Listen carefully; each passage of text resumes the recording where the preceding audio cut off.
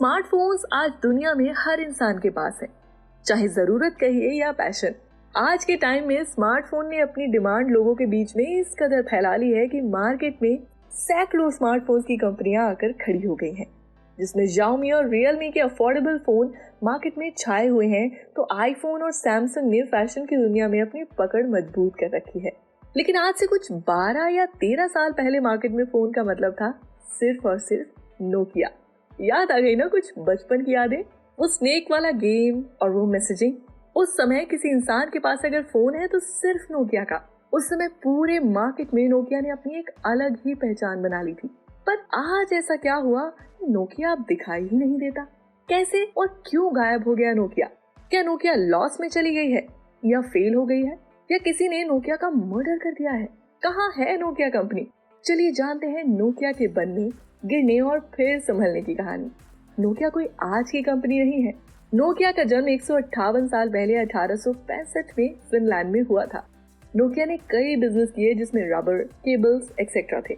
Nokia connecting people information technology, consumer electricity और communication की company थी, जो देखते देखते दुनिया की सबसे बड़ी कंपनी बन गई। मोबीरा नाम की टेलीफोनिक कंपनी को इन्होंने सबसे पहले खरीदा, जिसने इनके टेलीकॉम हैंडसेट की तैयारी की। 1982 में नोकिया ने फर्स्ट कार फोन लॉन्च किया, जिसका नाम था मोबीरा सीनेटर, जो 10 किलो का था। फिर 1984 में 5 किलो का मोबीरा टॉकमैन बनाया गया, जो पहला ट्रांसपोर्टेबल फोन था, जो गाड़ी और गाड़ी के बाहर दोनों जगह चल सकता था। 1987 में नोकिया ने फिर कमाल किया जब इसने मोबीरा सिटी मैन के नाम से फोन बनाया, जो सिर्फ 800 ग्राम का था और पूरे सिटी में घूम सकता था, जिसे कोई भी इंसान आसानी से हैंडल कर सकता था। इस फोन के आने के बाद नोकिया की सेल फुल स्पीड में बढ़ी।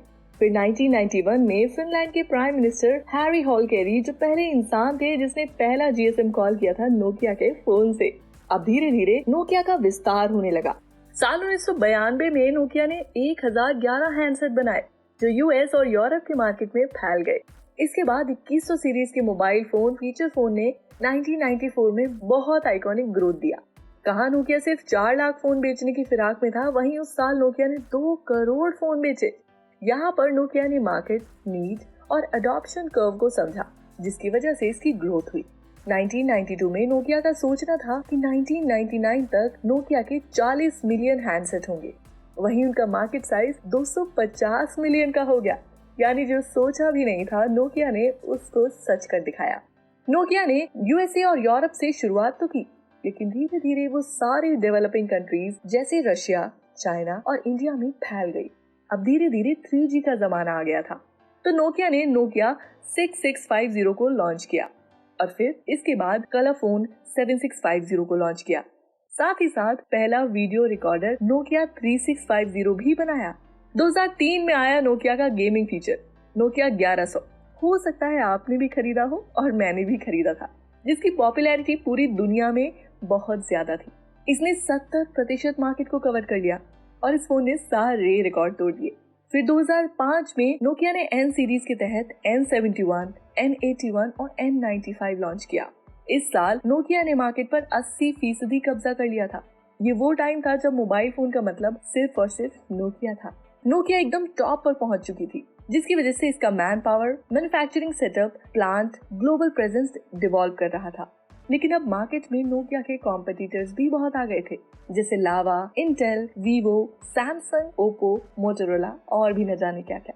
2007 में नोकिया का डाउनफॉल स्टार्ट हुआ, क्योंकि ये समय था जब एप्पल का आईफोन 3G आ गया था और साथ ही साथ एंड्रॉइड फोन ने भी दस्तक दे दी थी। पिछले 3 सालों में नोकिया ने कुछ भी चेंज नहीं किया, पर दूसरे स्मार्टफोन अब डुअल सिम लाने लगे थे, जिसकी वजह से कस्टमर दूसरी ब्रांड या फोन की तरफ भागने लगे। ये देखकर 2010 में नोकिया ने डुअल सिम फोन मार्केट में उतारा, जिससे कंपनी की फीचर मार्केट कमजोर पड़ गई। देखा जाए तो एंड्रॉइड ने नोकिया को लगातार टक्कर दी, जिसमें 2011 में सैमसंग ने नोकिया का रुख ही मोड़ दिया, क्योंकि सैमसंग गैलेक्सी एंड्रॉइड ने मार्केट में आकर अपना कब्जा जमा लिया था, जिसकी वजह से नोकिया में 65% तक की गिरावट आ गई। आईफोन और सैमसंग ने मार्केट को पूरी तरह से घेर लिया और नोकिया का मार्केट पूरी तरह गिर गया। नोकिया ने सबसे बड़ी गलती की एंड्रॉइड में जाते जाते रुक जाना और माइक्रोसॉफ्ट से वो मिल गए, क्योंकि उस समय माइक्रोसॉफ्ट भी एक उभरती हुई कंपनी थी। यहाँ पर हार्डवेयर और सॉफ्टवेयर को एक करने के चक्कर में नोकिया डूब गया। इसके बाद साल 2013 में माइक्रोसॉफ्ट ने नोकिया को एक्वायर कर लिया और नोकिया का सफर यहाँ पर खत्म हो गया। अब नोकिया के पास केवल नेटवर्क इक्विपमेंट बिजनेस ही था, जिसमें माइक्रोसॉफ्ट के 32,000 वर्कर्स थे। नोकिया एक्स, आशा और लूमिया ब्रांड भी माइक्रोसॉफ्ट के अंदर ही था। नोकिया और माइक्रोसॉफ्ट में 2015 तक का डील हुआ था, जिसके बाद नोकिया अपना फोन खुद बना सकती थी, लेकिन नुकसान के चलते माइक्रोसॉफ्ट को भी फोन बनाना बंद करना पड़ा। नोकिया के खत्म होने में नोकिया का भी बड़ा हाथ है, क्योंकि नोकिया ने कुछ गलतियां की मार्केट में, जिसकी वजह से ये अपने बिजनेस में पीछे रह गए।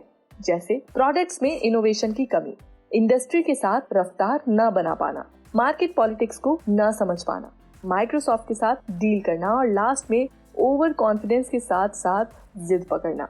2016 में ताइवान कंपनी फॉक्सकॉन को फोन बनाने का जिम्मा मिला और इसके अलावा नोकिया ने अपना ब्रांड फिनलैंड की ही कंपनी HMG ग्लोबल ओय को दे दिया। 2017 में नोकिया के 6 मॉडल लॉन्च हुए, जिसमें Nokia 5 series, Nokia 3 series, Nokia 3310 launch हुआ। HMG ग्लोबल के वाइस प्रेसिडेंट समित सिंह कोचर ने कहा कि आने वाले दिनों में नोकिया ब्रांड के फीचर फोन भारत में बनाए जाएंगे, क्योंकि आज भी नोकिया का इंतजार भारत कर रहा है। नोकिया से सबकी यादें जुड़ी हैं और इसका नाम सबकी जुबान पर है।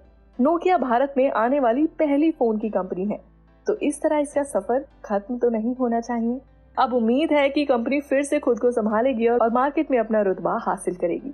वो कहते हैं ना कि खुद को इतना बुलंद कर देना चाहिए कि खुदा तकदीर बनाने से पहले आपसे आपकी राय ले। उम्मीद है नोकिया फिर से कंपनी के तौर पर उभर कर आएगी और हमारे जुड़े हुए इमोशंस को एक बार फिर इलेक्ट्रीफाई करेगी। क्या आपकी यादें भी जुड़ी है नोकिया से? अगर हाँ, तो हमें कमेंट सेक्शन में जरूर बताइए और हमें ये भी बताइए कि अगली वीडियो आप किस ब्रांड पर या किस बिजनेस मॉडल पर सुनना चाहते हैं। तब तक के लिए धन्यवाद।